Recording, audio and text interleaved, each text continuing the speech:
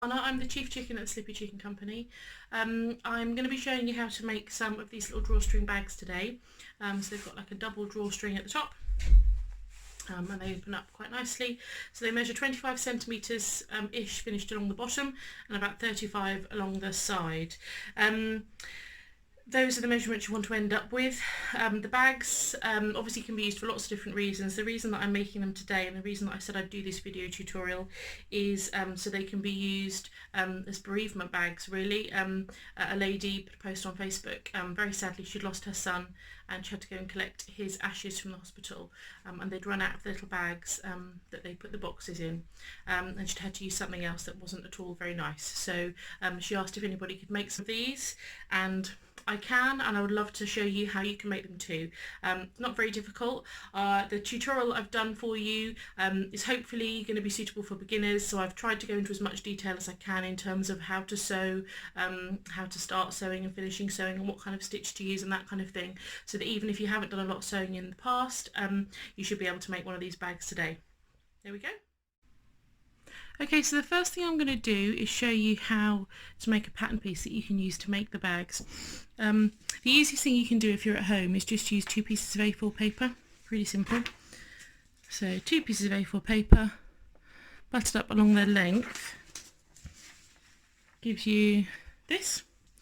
And I just run some sellotape down the other side of it, and then you can use that as your pattern piece. Okay, so the next thing you're going to do is cut it out of your fabric. If you haven't already, it's a good idea to just give your fabric a press before you start cutting anything.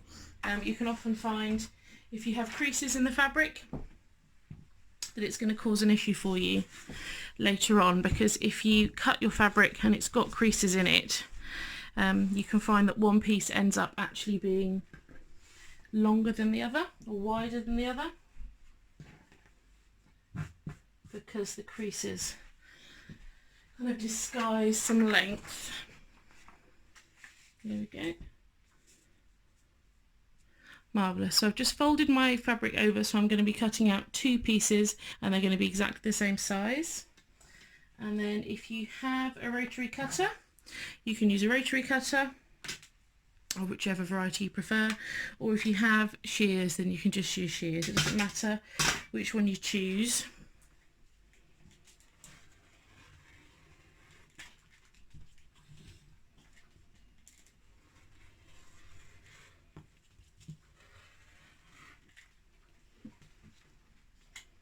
Oh, okay, I need a new blade in that one. Let's try this one.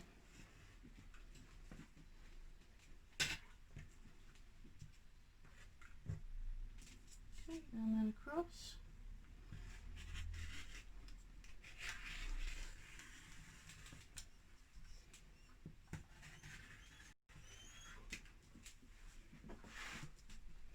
Sorry if you can hear my dog in the background.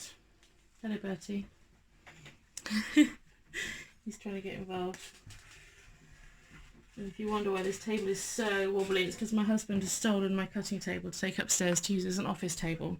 So I'm using a fold-up picnic table for cutting out fabric, which is great. But my new table arrives tomorrow, so that should sort that.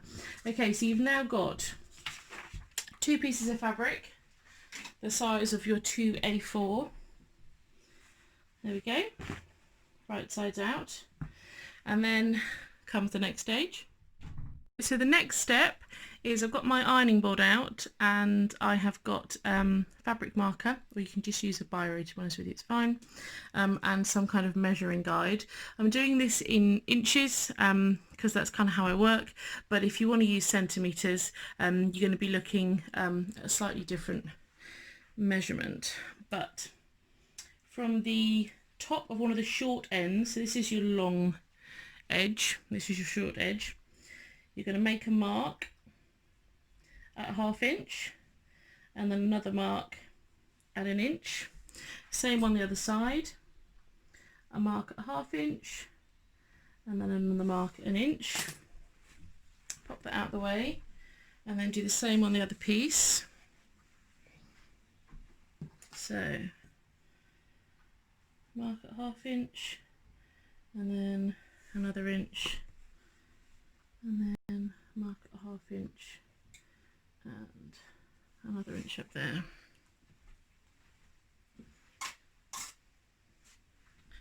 And then what you're going to do is you're going to fold your fabric wrong sides together. So your fabric has a wrong side which is not patterned and a right side which is patterned.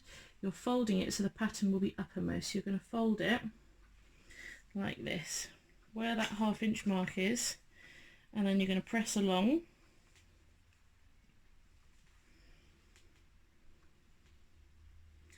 Once you know what you're doing, you don't really need to make the marks, but it's just helpful when you're starting out. And then you're going to fold again at the 1 inch mark, which is there.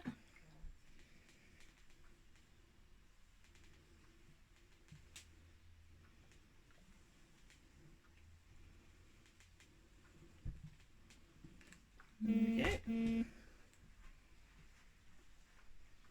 And then same with the first pattern piece that we marked up. So I'm gonna bring it in 1/2 inch to the wrong side and then press along.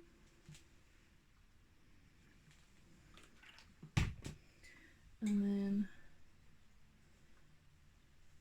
again at the 1 inch mark. So if you're doing this in centimetres, you could do 1 centimetre and 2 centimetres, for example. That would be fine. Cool. And then lastly, just so you have a mark to follow for the next bit, you're also just going to place a mark 1 inch down from the fold. Same on the other side, 1 inch down from the fold.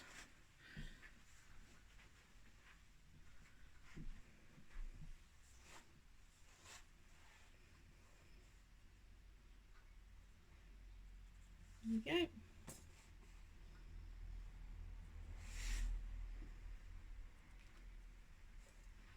Lovely. And the next thing you're going to do is go over to the sewing machine. Okay, so you've got your 2 bags that you've pressed the tops of. You've now got an optional stage, basically. I've got an overlocker here. A lot of home sewers have got overlockers now. An overlocker just finishes the raw edge of a woven fabric, and stops it from fraying. If you have an overlocker, the next step is to go down the long edge of your bag, across the short edge, and then back up the other long edge. You can leave the top where we've done the creasing unsewn. If you haven't got an overlocker and you want to finish the raw edges, the next best thing is to either use an overcasting stitch, an overcasting foot on your sewing machine, or just a regular zigzag stitch. So just go backwards and forwards along the raw edge of the fabric, just to finish off the raw edge. However, for the purpose of this bag, realistically it's only going to be used once, so it's not like it's going to have regular wear and tear on the inside of the seam. So my suggestion would be, if you haven't got an overlocker, if you didn't want to do the overcasting or the zigzag stitch on the end of the fabric, you can just leave it raw. We're going to be using a full 1/2 inch or kind of 1 centimetre-ish seam allowance, which is going to be plenty of kind of fabric, so that the seams won't start to shred. If you were using the bag over and over and over and over again, you would want to make sure the raw edges of the fabric on the inside were finished, because if not, they would start to fray over time and it would start to compromise the integrity of the bag. But for the purpose of this bag, realistically, like I say, it's only going to be used once, and then probably be stored somewhere possibly. So you're not going to have to finish the raw edges. So if you haven't got an overlocker and you can't do this stage, or if you are a bit uncertain about finishing the raw edges, or if it's not a step you can add in yourself, then don't worry about it, just leave them raw and then carry on to the next step. But for the purpose of this one, I've already done this bag. I've already done the long edge and then the short edge along the bottom of this bag, so I'm just going to go just up the other side again.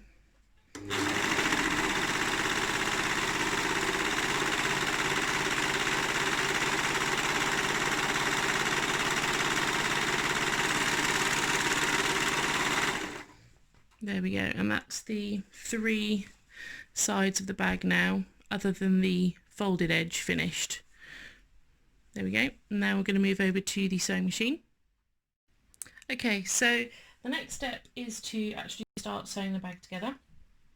So you're going to lay your first piece of fabric right sides up, so with the pattern facing up, your second piece of fabric with the right sides down, so the two pattern pieces are facing each other here.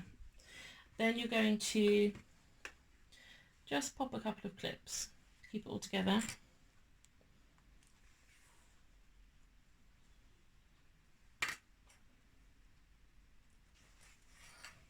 So I'm going to come around this side and just, you can use pins or clips.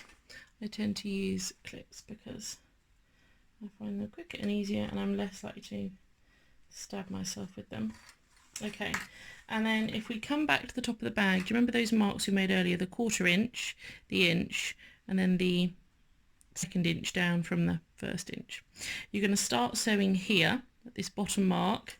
You're going to sew down to the bottom, across the short edge of the bottom, and then back up the second long edge to that bottom mark again. Yeah? When you're sewing, you're going to want to use the right needle for your machine. So you're going to want to use either a universal needle or a Microtex needle. Where are we? So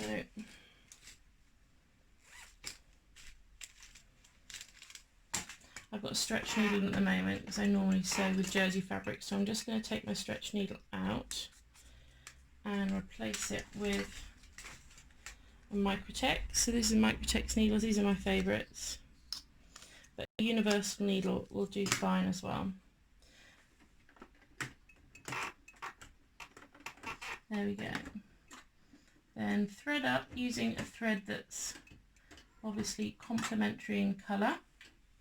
And then you're going to use a stitch that is a straight stitch. So I'm going to turn my machine on.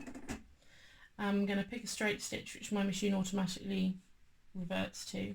And stitch length, I'm going to put it on 2.5. So my stitch length runs between 0 and 5. So 2.5 is kind of in the middle. I'm just going to turn my speed up a bit because otherwise it goes really slowly. But obviously you can go as slowly as you like. And then you're going to start sewing here at this bottom mark that we made after we did the creasing. I'm going to sew this with a 1/2 inch seam allowance, which means my needle is going to be a 1/2 inch away from the raw edge of my fabric. I've got markings here on my sewing machine that help me work this out. If you haven't got markings, you can measure over from your needle and then put a bit of tape and washi tape or masking tape or something on the machine to stop it from moving around too much. And then you are going to sew a couple of stitches forward and then reverse a couple, and that forward stitch and then reverse stitch just locks those stitches in place and stops the bag from coming apart at the seams when it's made. And then following your seam allowance as accurately as you can, you're just going to sew down to the bottom here, and you're going to stop the same seam allowance in from the bottom. So if I'm sewing a 1/2 inch seam allowance down the side, I'm going to stop a 1/2 inch in from the bottom edge.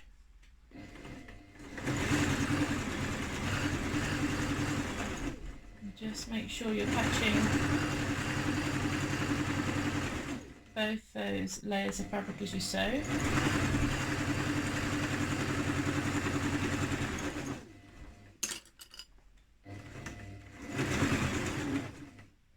And then, as I say, just stop when you get 1/2 inch from the end. You have to pivot around the corner. So to pivot, what you need to do is lower your needle into the work. You can either use your needle up down button if you have one, or you can use your hand wheel just to lower the needle into the work. Then you're going to use your presser foot lever to lift the presser foot, and then you can pivot on the needle. So turn around the corner and then make sure you put the presser foot back down again, or you'll find you're not going very far, and then sew along the bottom edge, again following that seam allowance.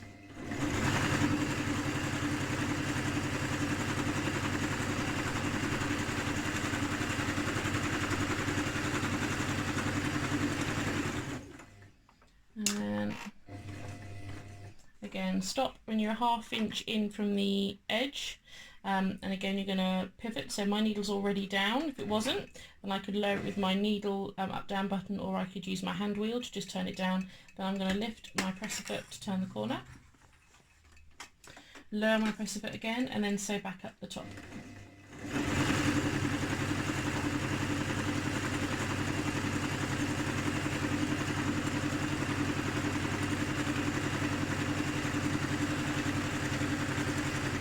And then when you come to that blue mark, so I'm just about to hit my blue mark, just slow down a little bit so you hit it in the right place. So I've come to the blue mark, I'm now going to reverse again. Lovely, and that will just lock those stitches in place at the top, and then you can finish. So needle up, which it already is, lift up the presser foot, and then you can pull your work out to the side and then trim off those threads right back to the top of the fabric. Go back around to the start and just trim those threads as well. Lovely, 1, 2, get rid of those, got them. Brilliant. So now what you're going to do is turn your bag right sides out. If you haven't overlocked, you can clip these seams here. To be honest with you, even if you have overlocked, you can still clip them. It's not going to cause anything to fall apart. And it will just give you a nicer curve when you turn the bag through.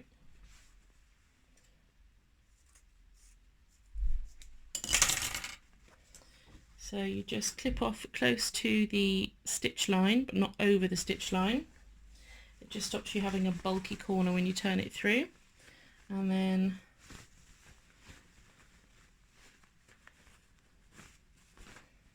lovely. You can turn your bag right sides out. It's mostly done. What we've got to do now is just finish the top edge. So to finish the top edge, what we're going to do is, if you have any overlocked bits here, you can just trim them off because they're not going to unravel, because we're going to stitch over them in a moment. Get rid of those. And then the first thing you're going to do is fold your top edge along the first 1/2 inch crease that you did. Yeah, just turn it in. And then you're going to come into your side seam here, and you're just going to fold your side seam in by 1/2 inch as well, which is the amount of your seam that you've just sewn. Just gives it a nicer finish on the edge. And then fold again along the original crease. If I flip it round, you should hopefully see what we've done. So I'm just going to open it up again and show you. So you fold it in along the top edge at the 1/2 inch, then you fold the side in just to neaten up a bit, and then using that blue mark there for your inch, you're going to fold down to here and then pop a clip, and then same thing on the other side. So I'm going to fold down the first 1/2 inch, then I'm going to fold in the side seam, then there's my blue mark, I'm going to fold down the 2nd inch, and then pop a clip on it, and then in the middle there you can pop some pins if you want to.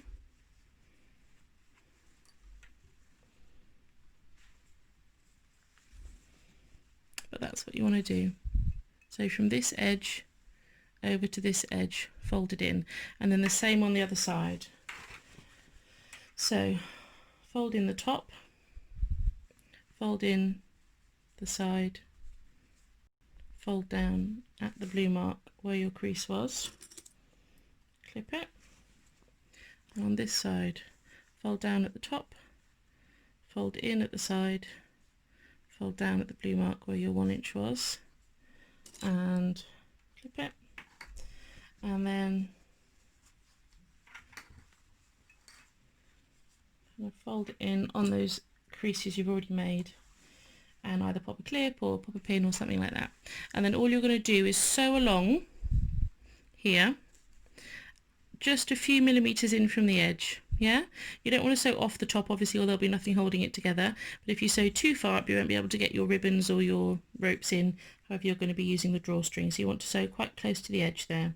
Okay, when you start sewing, it's an idea not to start sewing right at the very edge here.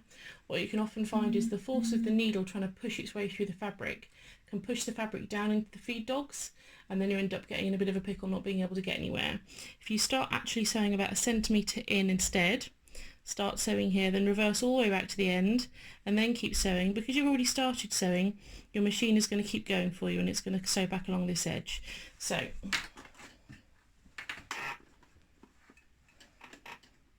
I'm going to start here. Just going to lower my needle in, so a couple of stitches forward, and then I'm just going to reverse all the way to the edge. Lovely. And then what you can do is hold on to those starter threads, and as you start to go again, just put a little bit of tension on them. It just stops it getting stuck. There we go. And then you're going to sew along.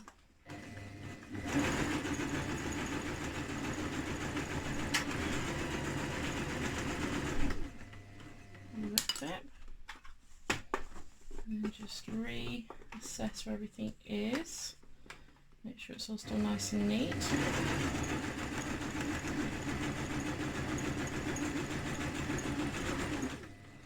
Okay, and then just make sure that's all going to sit nicely.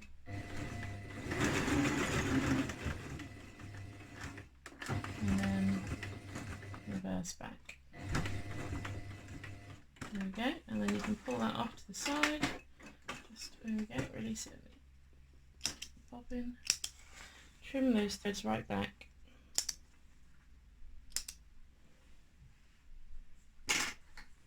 And that's your first finished casing that you'll be able to put your ribbon or your rope or whatever through.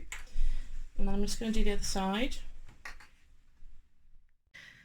Lovely. Okay, so I've just done the first casing. I'm going to do the second one for you, but this time I've got it nice and close up so you can see exactly what's going on down here on my machine. So I'm going to take that first clip off. Like I say, you don't want to start right at the very edge. You want to start about a centimetre in from the edge, and then you're just going to lower your needle down into your work. Just do a couple of stitches forward. I tend to do those with the hand wheel. Just gives me a bit more control. If I bring my foot pedal towards me a bit better, then I'm just going to reverse right back up to the top here of the fabric. So I'm here at the moment, I'm going to reverse back up to here.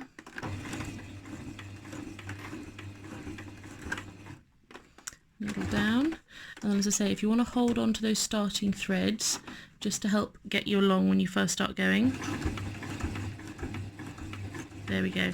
It's just going over that bit there because you've got lots of layers of fabric folded over together. It can be quite bulky and it can kind of stop the machine from getting stuck. Oh, I apologise for my yellow fingers. I was face painting my daughter earlier today, looking like a dazzling bright yellow, so sorry about that. Looks like I've got a 30-a-day habit. And then I'm just going to continue to stitch all the way along.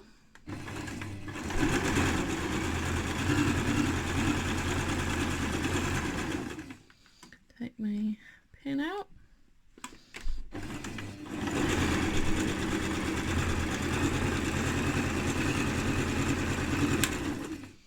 And take the final clip out, and then the same thing, I'm going to stitch right up to the edge and then I'm going to reverse back.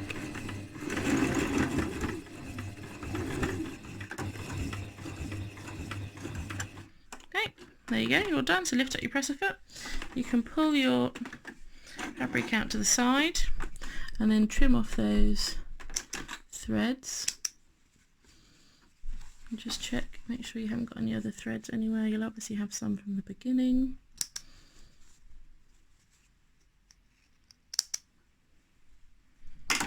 Okay, and now you've got two casings, front one and the back one, that you'll be able to put your drawstrings through. So next I'll show you how to do that. Okay, so the last thing we're going to do is just add the drawstrings into the casings. You've got a couple of options in terms of the drawstring. You can use some ribbon. This is just like a satin ribbon that I used earlier for the first bag that I made. This is a double drawstring, so it was going to pull in from both sides. I think they're the best. Or if you haven't got ribbon, or if you don't want to use ribbon, you can use twill tape, which is what I'm going to use for this one. For twill tape, if you want to finish the edges, you can fold it over and then fold again and then stitch it, and that will stop it from unravelling. Or you can just tie a knot here, which is what we're going to do anyway. For the satin tape, there's a really easy way of finishing it, and that's just to use a lighter. So if you've got a satin tape like this that has a tendency to kind of unravel, if you use your lighter, you have to very carefully just run the edge of the satin tape through the lighter, and that will, you can see there, it's just kind of melted the edge of it. You don't want to leave it in too long or it'll start to look burnt, which isn't a good look, but the melter will just ever so slightly melt the end of the satin tape, and that will stop it from unraveling, which is what I did with this one. Get rid of that. But either way, what you're going to do is take some ribbon or some tape or something or other that you're going to use as your drawstring. So this is the bag we need to put the drawstring on. I'm going to use twill tape for this one. The easiest way to measure, let's just fold the bag out, is just to do 2 lots of 3 lengths, if that makes sense. So you're going to measure 1, 2, and 3, and then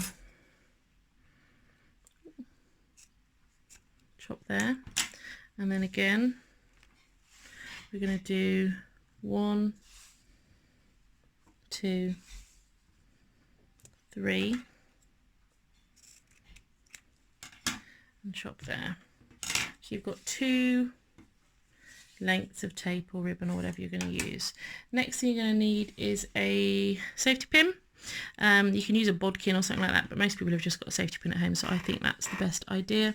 I just like to fold the edge over and then pop your safety pin through, get rid of the other side, and then starting at one side you're going to thread through that casing, and you can grab hold of the safety pin as you go, and it helps pull the tape or the ribbon or whatever you're using through after it.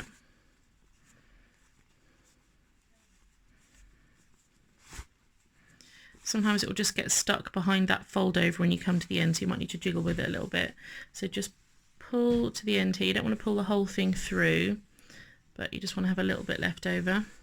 And then you're going to come back in the other side. And again, you're going to go all the way across.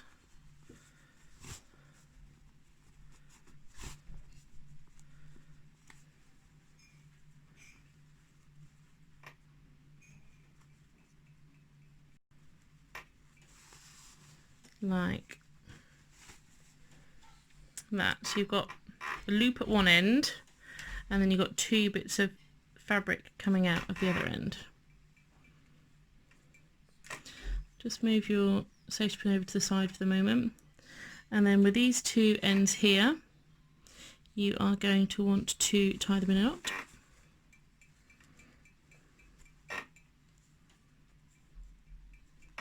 Sorry if you can hear my table squeaking, by the way. It's an old dining table and it's a bit squeaky. There we go.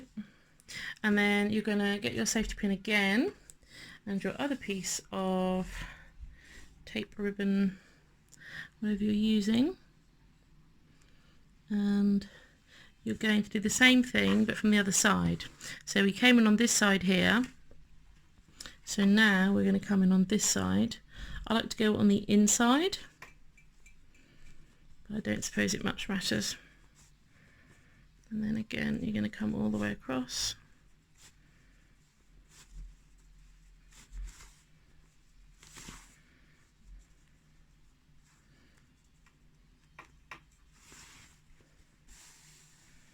And again just pull that through so you've just got a little bit left dangling at the end, and then again come in on the inside and pull that all the way along.